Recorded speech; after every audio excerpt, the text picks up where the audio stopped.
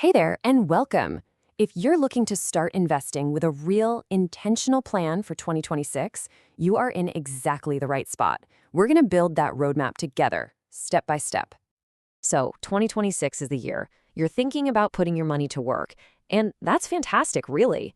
But the big question is, where do you even begin, right? The sheer number of options can feel totally overwhelming, and that feeling leads a lot of people to either just invest randomly or worse, not at all. And this quote, it just nails it. Building wealth isn't some accident. It's the result of a deliberate, intentional strategy. We're going to move you from that hoping for the best mindset to one where you're investing with real purpose. And that's exactly what this is all about today. Building a clear, actionable plan. This is your roadmap, the guide that's going to take you from the essential prep work all the way through making your very first intentional investment.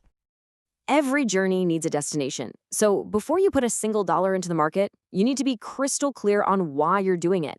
This why is your anchor. It's the thing that's going to keep you steady when the market gets a little rocky, and trust me, it will. This right here highlights a crucial truth. If your money isn't growing, it is actively shrinking.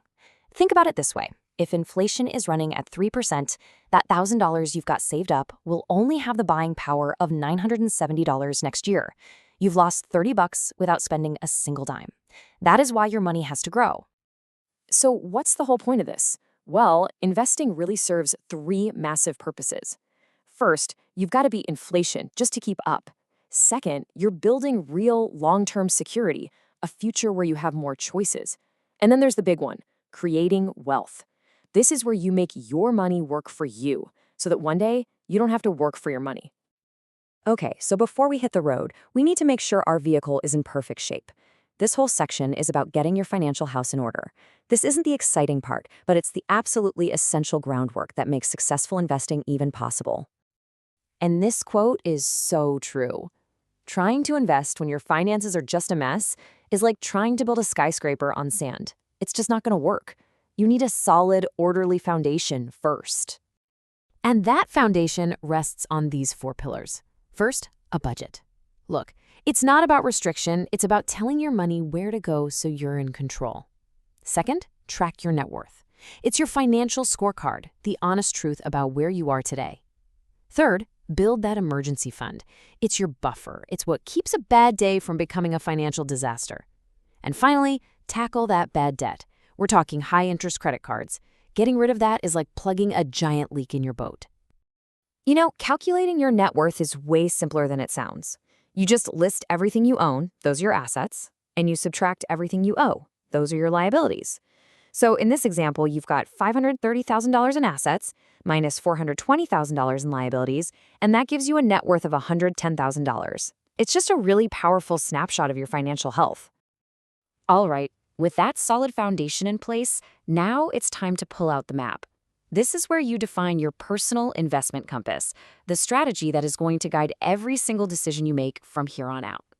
First up, you have to ask yourself, what's my timeline? Are you investing for something in 5 years, like a down payment?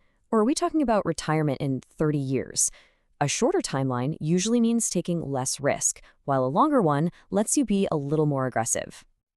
Next, you got to be honest with yourself about risk.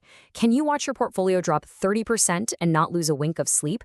Or does even a tiny 5% dip make you want to sell everything? There is no right or wrong answer here, only what's right for you. And finally, how hands-on do you really want to be? Are you the kind of person who wants to dive deep, research companies, and read reports? Or would you much rather just use the simple set it and forget it approach? Your answer here is going to dramatically shape where you put your money. So you see, your personal strategy, based on your timeline, your risk tolerance, and how involved you want to be, that becomes your North Star. It's a thing that will stop you from making emotional, panicked decisions when the market gets choppy.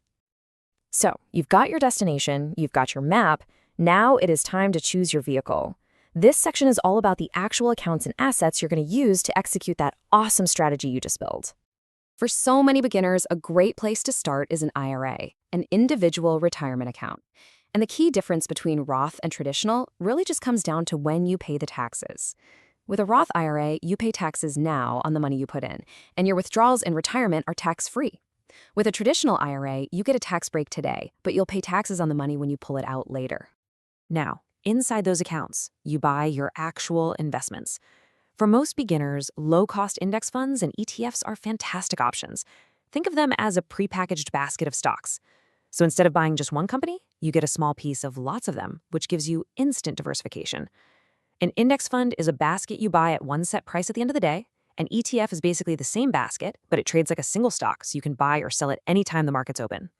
Okay, finally, let's talk about the mindset, the thing that will keep you on the road to success for the long haul. Because having the right vehicle is great, but knowing the rules of the road is what will actually get you to your destination safely. This right here, these are the biggest traps for new investors.